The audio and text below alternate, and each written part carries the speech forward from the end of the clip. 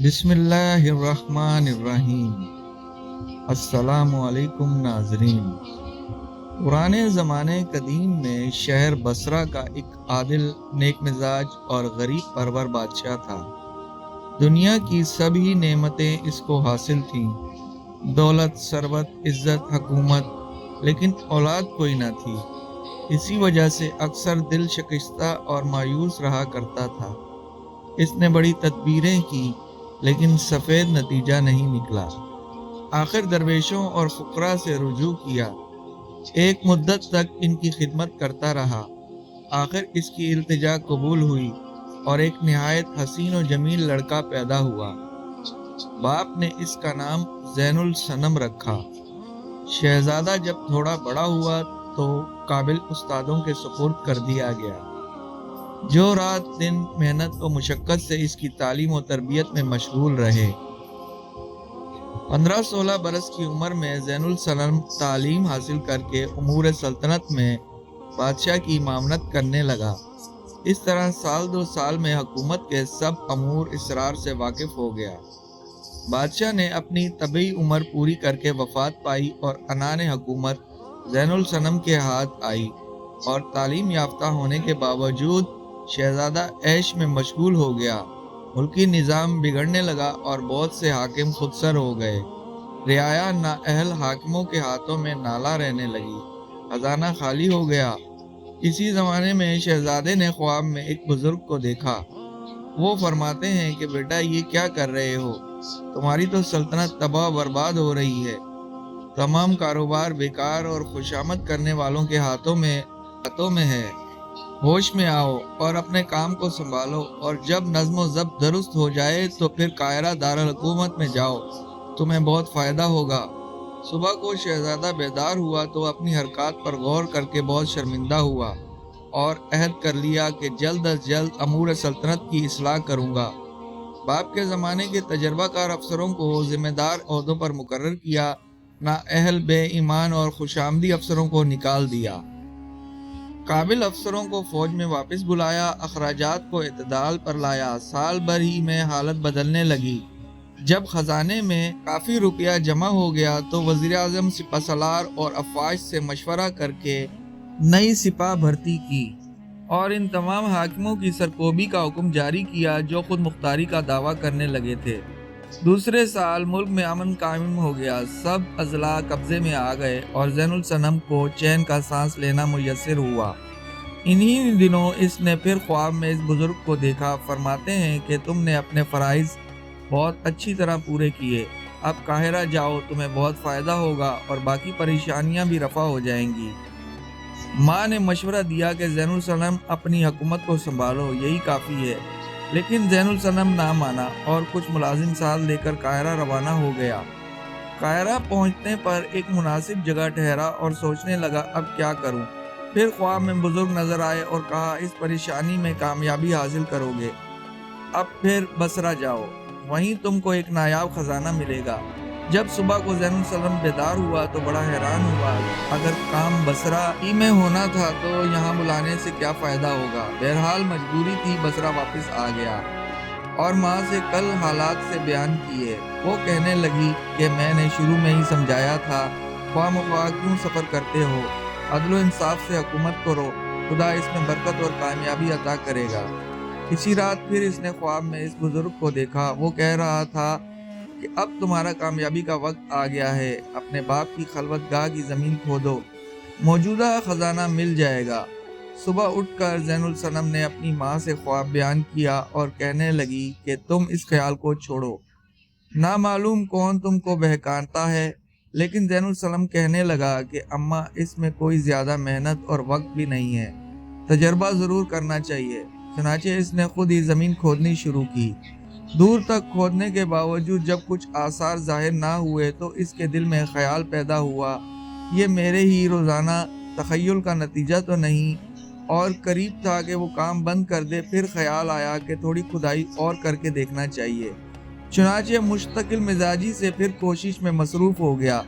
جب 2 گز کے قریب زمین کھدی تو ایک لمبا پتھر نظر آیا۔ زین الصنم نے نئے ولولے سے پھر کھدائی شروع کی۔ تھوڑی دیر بعد دروازے کے آثار نظر آنے لگے۔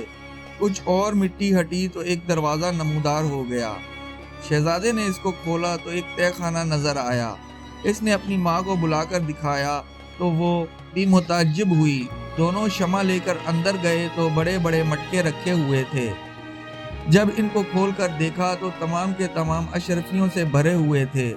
زین الصنم اور اس کی والدہ لاتعداد دولت دیکھ کر بہت مسرور ہوئے۔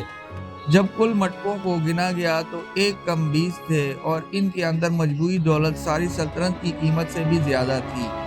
پھر اس تہہ خانے کے کمرے سے باہر نکلے تو برآمدے میں ایک خم نظر آیا۔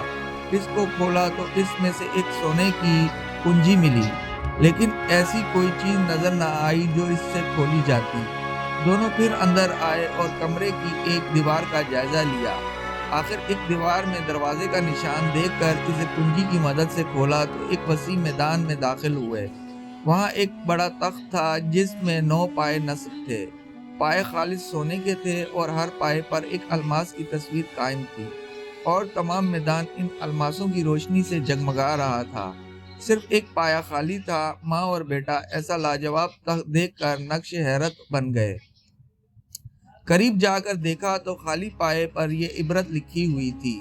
8 الماس کی تصویریں جن کی قیمت کا کوئی اندازہ ہی نہیں کیا جا سکتا، بڑی محنت سے حاصل ہوئی۔ 9ویں تصویر بھی اگر تم حاصل کرنا چاہو تو قاہرہ جا کر میرے غلام مبارک کو تلاش کرو، وہ وہاں کا مشہور تاجر ہے، اور اس سے کہو کہ میں 9ویں تصویر لینے آیا ہوں۔ زین الصنم وہاں سے اچھی طرح دیکھ بھال کر کے واپس آیا اور ماں سے اجازت لے کر قاہرہ روانہ ہو گیا، اور قاہرہ پہنچ کر اس نے سوداگروں سے دریافت کیا مبارک سوداگر کون ہے۔ یہ سن کر ان لوگوں نے بتایا یہاں ایک مشہور آدمی ہے اور وہ فلاں جگہ رہتا ہے۔ یہ پتہ لگا کر زین الصنم اس کے مکان پر پہنچا اور اطلاع کرائی ایک شخص ملنے آیا ہے۔ مبارک نے اس کو اندر بلایا اور پوچھا کہ فرمائیے میں کیا خدمت کر سکتا ہوں۔ زین الصنم نے اپنی والدہ کا نام بتایا اور کہا میں ان کا لڑکا ہوں اور ایک کام کے لیے آیا ہوں۔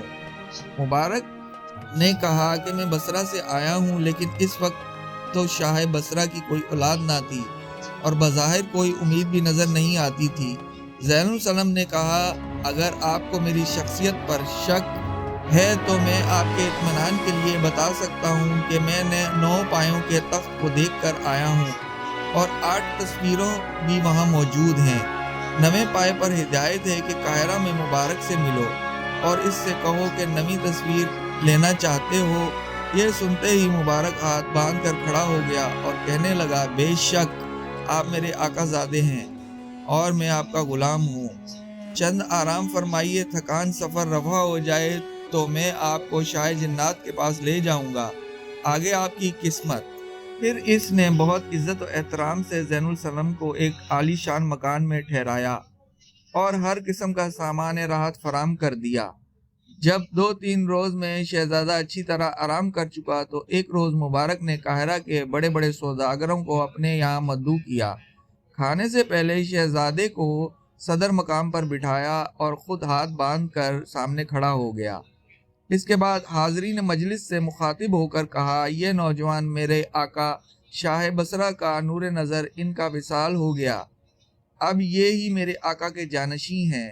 میں ان کا زر خرید غلام ہوں اور اب بطور وراثت شہزادے کا غلام ہوں۔ آپ سب حضرات کو اس لیے تکلیف دی ہے تاکہ اپنے آقا زادے سے تعارف کرا دوں۔ یہ سن کر سب لوگ بہت متعجب ہوئے۔ اس کے بعد زین الصنم کھڑا ہوا اور کہنے لگا کہ میں آپ لوگوں کی موجودگی میں یہ اعلان کرتا ہوں کہ اس کام کو پورا کرنے کے بعد جو مبارک سے متعلق ہے یہ آزاد ہوں گے اور میں اپنے حق ملکیت سے دستبردار ہو جاؤں گا، اور یہ تمام اسباب جو میرا حق ہے مبارک کو بخشتا ہوں۔ مبارک نے شہزادے کا شکریہ ادا کیا، پھر دسترخوان بچھایا اور سب نے کھانا کھایا۔ دوسرے روز مبارک زین الصنم کو لے کر ایک سمت روانہ ہوا۔ کچھ مسافت طے کر کے ملازموں کو چھوڑ دیا، صرف دونوں آگے بڑھے۔ راستے میں مبارک نے زین الصنم کو سمجھایا کہ کچھ عجیب و غریب چیزیں دیکھنے میں آئیں گی، دل کو مضبوط رکھیے گا اور قطعاً خوفزدہ نہیں ہونا۔ پھر دونوں ایک دریا کے کنارے پہنچے۔ مبارک نے کہا تھوڑی دیر میں ایک خوبصورت کشتی اور نہایت ہیبتناک ملا آئے گا۔ آپ اس کو دیکھ کر پریشان نہیں ہونا، بلا تکلف میرے ساتھ کشتی میں سوار ہو جانا، لیکن ملا سے گفتگو نہ کرنا ورنہ کشتی غرقاب ہو جائے گی۔ پھر اس نے کچھ پڑھا، اتنے میں سامنے ایک بہت خوبصورت کشتی جو عود و صندل کی بنی ہوئی تھی، جس کو ایک عجیب اور خوفناک صورت کا ملا چلا رہا تھا، آئی۔ دونوں خاموشی سے اس کشتی میں سوار ہو گئے اور کشتی چلا دی۔ تھوڑی دیر میں کشتی نے دوسرے کنارے پر پہنچا دیا۔ دونوں اتر کر خشکی پر پہنچے اور کشتی دفعتاً غائب ہو گئی۔ زین السلام نے دیکھا، بڑا ہی خوبصورت جزیرہ ہے، ہر طرف سرسبز و شادابی کی علامت نظر آتی ہے۔ مبارک نے کہا، روئے زمین پر اتنا خوبصورت کوئی دوسرا جزیرہ نہیں، یہ شاید جنات کی رہائش گاہ ہے۔ چند قدم آگے بڑھے تو ایک قلعہ نظر آیا جس کے چاروں طرف پانی سے بھری ہوئی بڑی خوبصورت خندق تھی۔ ارد گرد بڑے بڑے تناور درخت تھے جن کے سائے میں ایک قلعہ تھا جو حقیقتاً پریوں کی آرامگاہ معلوم ہوتی تھی۔ قلعے کے سامنے خندق پر نہایت خوبصورت جواہرات سے مرصع عود و صندل کی لکڑی کا بنا ہوا پل تھا جس پر جنوں کا پہرا تھا۔ مبارک یہیں ٹھہر گیا اور کہنے لگا، اس کے آگے بڑھنا موت کو دعوت دینا ہے۔ پھر اس نے 4 تعویذ نکالے، 2 خود رکھے اور شہزادے کو دے کر کہا، ان کو پہن لو، اس کے بعد کوئی خطرہ نہیں رہے گا۔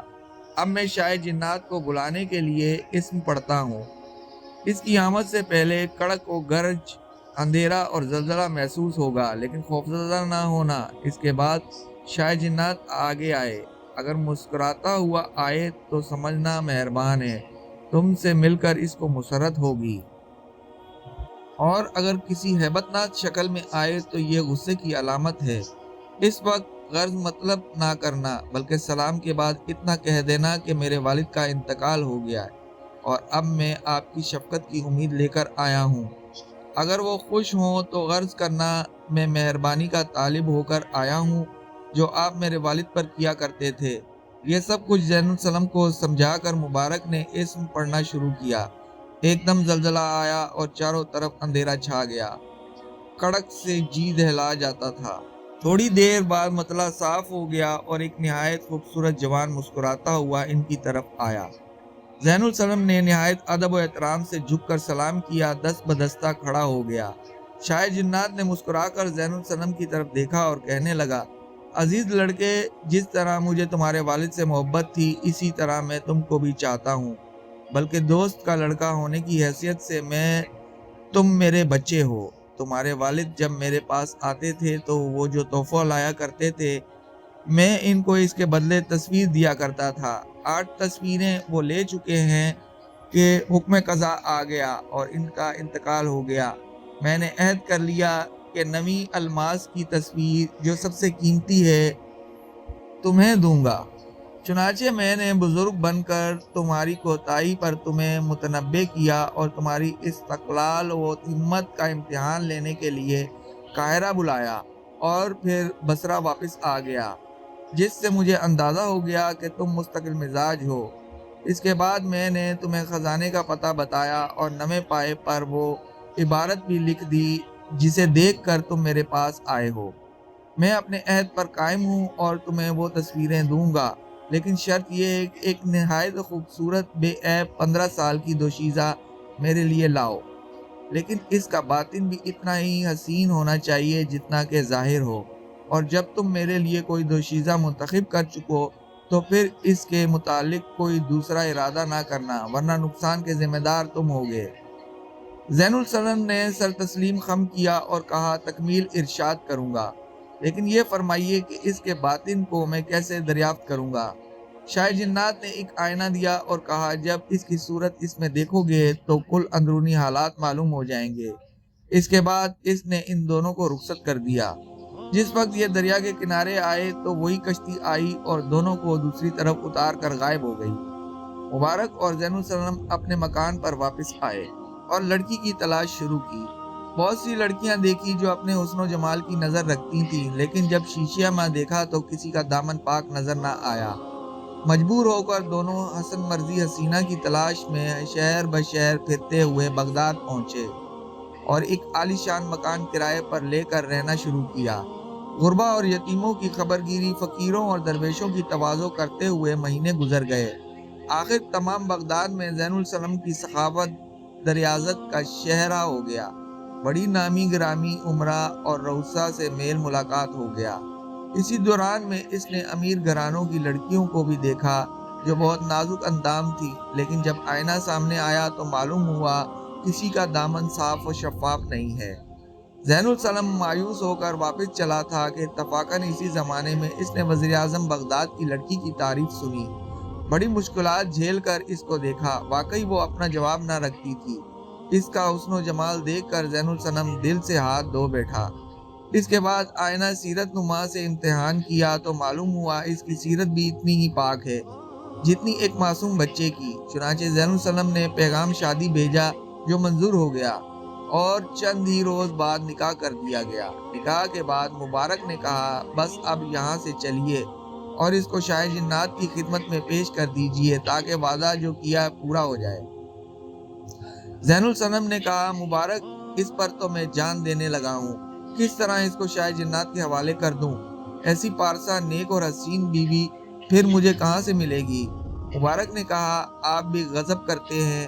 کیا شاہ جنات نے تمہیں نہ کہہ دیا تھا جو لڑکی میرے لیے منتخب کر لو، اس میں کوئی خیانت نہ کرنا ورنہ نقصان اٹھاؤ گے؟ کیا آپ اپنی جان سے بیزار ہیں جو ایسا ارادہ رکھتے ہیں؟ بڑی مشکل سے شہزادہ رائے راست پر آیا، پھر سب قاہرہ کی طرف روانہ ہوئے۔ مبارک نے ایسا انتظام کیا کہ راستے بھر زین السلم کو دلہن کے پاس جانے نہ دیا اور وزیر زادی کو بھی مختلف بہانوں سے مطمئن کرتا رہا۔ آخر یہ لوگ قاہرہ پہنچے اور نئی نویلی دلہن کو لے کر شاہ جنات کے سامنے پیش ہو گئے۔ وہ بہت خوش ہوا اور کہنے لگا، بے شک یہ لڑکی میرے حسب منشا ہے، اب تم بصرہ واپس چلے جاؤ، نئی تصویر تمہیں وہیں مل جائے گی۔ زین السلم اور مبارک واپس آئے۔ مبارک کو قاہرہ میں چھوڑ کر زین السلم بصرہ روانہ ہو گیا، لیکن راستے بھر وزیر زادی کا تصور آتا رہا اور وہ اپنے آپ کو ملامت کرتا رہا، ایک الماس کی تصویر کے بدلے تو نے ایسی حسین اور پاک لڑکی جو کہ تیری بیوی بن چکی تھی کھو دی۔ بہرحال جوں توں کر کے اپنے ملک پہنچا اور والدہ سے مل کر کل واقعات سنا لیے، لیکن زین السلم کو دلہن کی جدائی کا اتنا صدمہ ہوا کہ تصویر حاصل کرنے کی کوئی خوشی باقی نہ رہی۔ چنانچہ وہ کئی روز تک تہہ خانے میں بھی نہیں گیا۔ ایک روز شب کو اس نے شاہ جنات کو خواب میں دیکھا۔ وہ اصرار کر رہا تھا کہ صبح کو تہہ خانے میں جا کر تصویر کو ضرور دیکھو، تمہیں خوشی حاصل ہوگی۔ دوسرے روز بیدار ہو کر شہزادہ والدہ کے ساتھ بادر نخواستہ تہہ خانے میں گیا۔ جب وہ تخت کے پاس پہنچا تو دیکھا کہ نئی تصویر کی جگہ اس کی دلہن بیٹھی ہے۔ شہزادہ بے اختیار دوڑ کر اس سے لپٹ گیا اور دیر تک اسے سینے سے لگائے رکھا، گویا اس کو خطرہ تھا کہ کہیں یہ پھر جدا نہ ہو جائے۔ ابھی شہزادہ وزیر زادی سے معذرت بھی نہ کر پایا تھا کہ اسی تہہ خانے میں زلزلہ آیا، پھر زمین شک ہوئی اور شاہ جنات مسکراتے ہوئے آیا۔ پہلے شہزادے کے سر پر ہاتھ پھیر کر پیار کیا، اس کے بعد کہنے لگا، مجھے معلوم تھا تم اپنی دلہن پر عاشق ہو گئے ہو، لیکن اس سلسلے میں نے خود ہی غلط فہمی میں مبتلا رکھا تھا تاکہ مزید امتحان کر لوں، پھر تم کسی وقت غیر مستقل مزاجی کا شکار تو نہ ہو جاؤ گے، اور اس پاک باطن لڑکی کی تلاش میں نے اپنے لیے نہیں کرائی تھی، بلکہ میں چاہتا تھا کہ تمہیں ایسی دلہن ملے جو ہمہ وقت ہو، اور خدا کا شکر ہے کہ میں اس میں کامیاب ہو گیا اور اپنے مرحوم دوست کے حق دوستی سے عہدہ برا ہو گیا۔ تمہاری دلہن تمہیں مبارک ہو، مجھے امید ہے کہ تم اس پارسا لڑکی کے ساتھ ہمیشہ خوش و خرم زندگی بسر کرو گے۔ اس کے بعد نویں الماس کی تصویر زین السلم کو دے کر کہا کہ یہ لو، میں اپنا دوسرا وعدہ بھی پورا کرتا ہوں، اب میں جاتا ہوں، خدا تمہیں برکت دے، اگر کسی وقت میری مدد کی ضرورت ہو تو ضرور آؤں گا اور میں تمہارے حالات سے باخبر رہوں گا۔ اس کے بعد شاہ جنات غائب ہو گیا۔ زین السلم اپنی نیک اور پارسا دلہن کو لے کر آیا۔ اسی وقت جشن شاہانہ منانے کا ارادہ کیا۔ وزیر زادی ملکہ بصرہ کے لقب سے مشہور ہوئی اور سب امن و سکون سے رہنے لگے۔